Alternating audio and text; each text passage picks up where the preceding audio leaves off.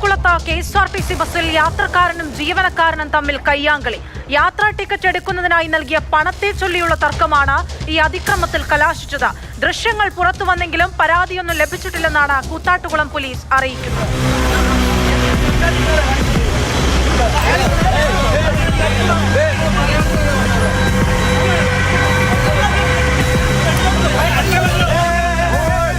തർക്കങ്ങൾ സ്വാഭാവികമാണ്. പക്ഷേ തർക്കങ്ങൾ കയ്യാങ്കളിയിലേക്ക് കടക്കുന്നത് ശരിയല്ല. ഇതാണിവിടെ ചോദ്യം ചെയ്യപ്പെടുന്നത്.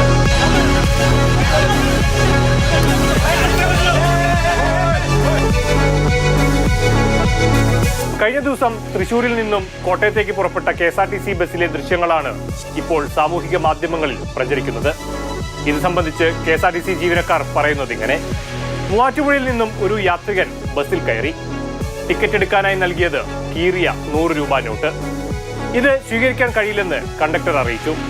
പക്ഷേ തന്റെ കയ്യിൽ ഇതേയുള്ളൂവെന്നും തുകയെടുത്ത് ബാക്കി പണം തിരികെ നൽകണമെന്നും അയാൾ ആവശ്യപ്പെട്ടു. എന്നാൽ നോട്ട് സ്വീകരിക്കുന്നതിലെ ബുദ്ധിമുട്ട് വീണ്ടും KSRTC കണ്ടക്ടർ ഇയാളെ പറഞ്ഞ് ബോധ്യപ്പെടുത്തി. ഇതിനോടകം തർക്കത്തിലേക്ക് കാര്യങ്ങൾ പോയി. ഇതിനിടയിൽ ബസ്സിൽ യാത്ര ചെയ്യുകയായിരുന്ന മറ്റു ചിലർ യാത്രികന്റെ കൈവശം 200 രൂപയുടെ ഒരു നോട്ട് കണ്ടു.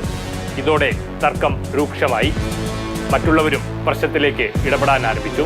ഇതാണ് പിന്നീട് കയ്യാങ്കളിയിലേക്ക് നയിച്ചത്.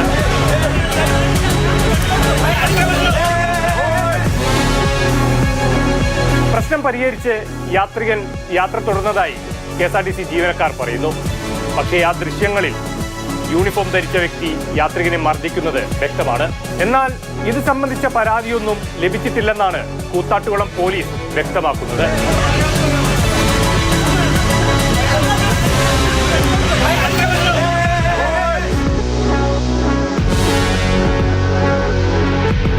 മാതൃഭൂമി ന്യൂസ്, കൊച്ചി.